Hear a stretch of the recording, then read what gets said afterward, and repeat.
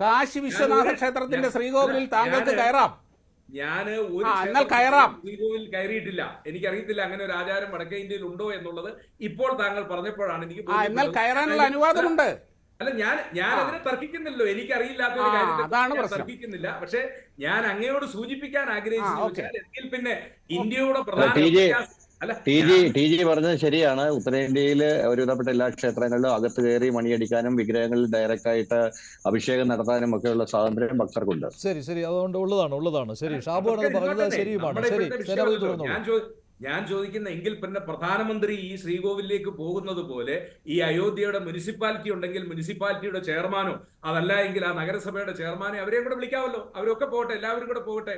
അപ്പോ ഇതിനകത്ത് ശ്രീ ഷാബു പ്രസാദെ അങ്ങ് പറഞ്ഞതുപോലെ സംഘാടകർ തീരുമാനിക്കും, സംഘാടകർക്ക് നോട്ടീസ് അടിക്കാം, പരിപാടിയിൽ മാറ്റം വരുത്താം എന്നൊക്കെ പറയുന്ന ആ ലാഘവത്തോടെ കാണേണ്ട ഒരു കാര്യമാണോ ഇവിടെ നടന്നിരിക്കുന്നത്? ഇവിടെ അങ്ങ് സൂചിപ്പിച്ചു മോഹൻ ഭാഗവതിനെ. ഞാൻ ചോദിക്കുന്ന ഈ ഹിന്ദു എന്നതിനെ കുറിച്ച് ടി ജി ഇവിടെ സൂചിപ്പിക്കുന്നു. സാർ, ആരാണ് ഹിന്ദു? ഞാനും ഹിന്ദുവാണ്. എനിക്കും ഹിന്ദുത്വത്തെ കുറിച്ച് പറയാനും ഹിന്ദുത്വത്തിൽ അവകാശവുമുള്ള ആളാണ്. അപ്പോ ഇത് ഞങ്ങൾ ഇന്ന ആളുകളാണ്, ആത്മവിശ്വാസത്തോടെ പറഞ്ഞേ, ഒന്ന് ആത്മവിശ്വാസത്തോടെ പറയൂ, ഞാൻ ഹിന്ദുവാണ്. ഒന്ന് കേൾക്കട്ടെ സാർ. അങ്ങ് പറയുന്നതിനേക്കാൾ ആത്മവിശ്വാസത്തോടു കൂടി എവിടെയും പറയാൻ ധൈര്യമുള്ള ഒരാളാണ് ഞാൻ. ഹിന്ദുവാണ് എന്ന് എനിക്ക് പറയുന്നതില് ഒരാത്മവിശ്വാസ കുറവെന്നല്ല, നല്ല ആത്മവിശ്വാസത്തോടു കൂടി ഞാൻ പറയുന്നു. നല്ല ആത്മവിശ്വാസത്തോടു കൂടി. പക്ഷെ അതോടൊപ്പം ഞാൻ പറയുന്നു, ഞാനൊരു മതേതര വിശ്വാസിയാ. ഞാൻ ഒരു മതത്തെയും എതിർക്കുന്നവനോ ഭർഷിക്കുന്നവനോ അല്ല. ഞാനൊരു ഹിന്ദു മത വിശ്വാസിയാണ്. എന്റെ ഹിന്ദു അത് ആത്മവിശ്വാസമുണ്ട്, പക്ഷെ പറയില്ല. എന്തിനാണ് ശ്രീ ടി ജി മോഹൻദാസ് ഈ സേനാപതി വേണുവിന്റെ ആത്മവിശ്വാസത്തെ അങ്ങ് ചോദ്യം ചെയ്യുന്നത്? അദ്ദേഹം ആത്മവിശ്വാസത്തോടെ പറയുന്നു ഞാനൊരു ഹിന്ദുവാണെന്ന്. എന്താണ് അതിന് ഒരു ആശയക്കുഴപ്പമുണ്ടെന്ന് താങ്കൾക്ക് തോന്നുന്നത്?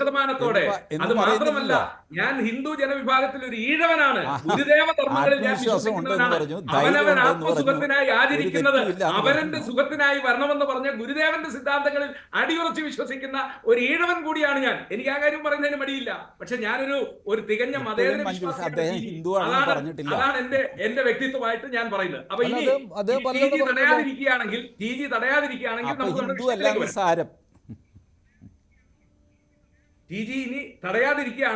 ഇപ്പോ ഇതേ ഉള്ളൂ. എനിക്ക്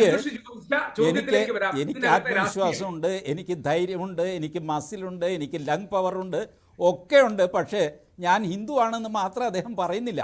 ഞാൻ ഈഴവനാണെന്ന് വരെ പറഞ്ഞു, പക്ഷേ ഹിന്ദു ആണെന്ന് പറയുന്നില്ല. ഞാൻ മതേതരനാണെന്ന് പറഞ്ഞു. നമസ്കാരം, ഒരു കുഴപ്പമില്ല. ഇതറിയാൻ വേണ്ടി ഹിന്ദു മതത്തിലെ സബ് ഡിവിഷൻ ആയിട്ടുള്ള ഈഴവ സമുദായത്തിൽപ്പെട്ട ആളാണ് ഞാൻ. ഇതിൽ രണ്ടിലും അഭിമാനം കൊള്ളുന്ന ആളാണ്. ഇനി എന്താ അതിനപ്പുറം വേണ്ടത്? അപ്പൊ അതിനൊരു നമസ്കാരം. അല്ല, സബ് ഡിവിഷൻ എനിക്കറിയാം. ഹിന്ദു ആണെന്ന് പറഞ്ഞ ആദ്യത്തെ ഒരു കോൺഗ്രസ്സുകാരൻ ചരിത്രത്തിൽ രേഖപ്പെടുത്തി വയ്ക്കേണ്ടതാണ്. ഇന്നത്തെ ഡിബേറ്റ് ഒന്ന്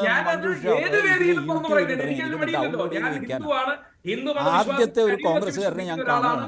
അതോടൊപ്പം തന്നെ ഞാനൊരു മതേതര വിശ്വാസം എന്റെ മനസ്സിലുണ്ട്. ഈ രാമക്ഷേത്രത്തോടൊന്നും പുച്ഛമൊന്നും ഉണ്ടാവില്ല. ഞാൻ ഇപ്പൊ എന്റെ അവസരം മഞ്ജുഷ, അതിലേക്ക് വരാനുള്ള ഒരു ചവിട്ടുപടി കൂടിയാണിത്. ഹിന്ദു വിരുദ്ധരല്ല എന്ന് കാണിക്കണം എന്നുള്ളത് പ്രത്യേകിച്ച് വടക്കേ ഇന്ത്യയിൽ കോൺഗ്രസ് നേതാക്കൾക്ക് പ്രധാനമാണല്ലോ. അതുകൊണ്ട് തന്നെയാണല്ലോ അയോധ്യയിലേക്ക് പോകണോ വേണ്ടയോ എന്ന് മുകളിൽ നിന്ന് AICCയിൽ നിന്നൊരു തീരുമാനം വരുന്നതിന് മുൻപ് തന്നെ മിക്ക നേതാക്കളും ഞങ്ങൾ പോകുമെന്ന് പറഞ്ഞത്. പ്രത്യേകിച്ച് ഉത്തർപ്രദേശിലെ കോൺഗ്രസ് നേതാക്കൾ അവർ ആദ്യം തന്നെ പറഞ്ഞിരുന്നു. അതുപോലെ തന്നെ ഇന്ന് പോയ വിക്രമാദിത്യ സിംഗിനെ പോലെയുള്ള മന്ത്രിമാർ അവരും അതേ നിലപാട് തന്നെയാണ് എടുത്തിരുന്നത്. ഞാൻ ചോദിച്ചത്, ഇപ്പോൾ ഇങ്ങനെയൊരു നിലപാട് വന്നു, അയോധ്യയിൽ രാമക്ഷേത്രത്തിൻ്റെ പ്രതിഷ്ഠ ഭംഗിയായിട്ട് നടന്നു, ഇനി 2024 ഒരു രാമതരംഗം ആഞ്ഞടിക്കുമോ എന്നുള്ളതാണ്.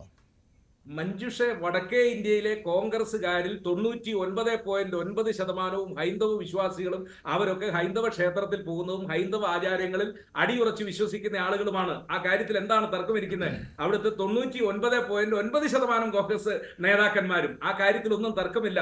അവരൊക്കെ അമ്പലത്തിൽ പോകുന്നവരാണ്, ആ മതപരമായ വിശ്വാസങ്ങളിലും ആചാരങ്ങളിലും ഉള്ളതാണ്. ഇനി അങ്ങ് ചോദിച്ച ചോദ്യത്തിലേക്ക് ഞാൻ നേരിട്ട് വരാം. ഈ രാമതരംഗം ഇനി വടക്കേ ഇന്ത്യയിൽ ആഞ്ഞടിക്കുമോ എന്നുള്ളതാണ് അങ്ങയുടെ ചോദ്യം. അടിക്കില്ല എന്ന് ഞാൻ സ്ഥിതി വിവര കണക്കുകളോട് പറയുകയാണ്.